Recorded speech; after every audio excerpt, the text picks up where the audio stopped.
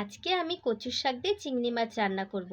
কচুর শাক এমনিতেই খেতে ভালো লাগে, তার মধ্যে যদি আবার চিংড়ি মাছ দিয়ে এই রকম কালো কচু রান্না করা হয়, এর স্বাদ কিন্তু একদম আলাদা। এই কচুর শাক দিয়েই কিন্তু তুমি এক থালা ভাত খেয়ে নিতে পারবে। তাহলে দেখো আমি কিভাবে তৈরি করলাম। প্রথমে আমি কচুর শাকের আঁশগুলো ছাড়িয়ে কচুর শাকটাকে কেটে নিলাম আর পাতাগুলো ফেলে দিলাম। তারপর ভালো করে ধুয়ে নিলাম আর কিছুটা চিংড়ি মাছ ভালো করে ছাড়িয়ে ভালো করে ধুয়ে নিলাম। তারপর আমি কড়াইতে কচুর শাকটা দিয়ে ১ গ্লাস জল দিয়ে কচুর শাকটা সিদ্ধ করে একটা ঝুড়িতে নামিয়ে রেখে দিলাম যাতে জল ঝরে যায়। তারপর কড়াইতে তেল দিয়ে চিংড়ি মাছের নুন হলুদ মাখিয়ে চিংড়ি মাছটা লাল করে ভেজে তুলে রেখে দিলাম।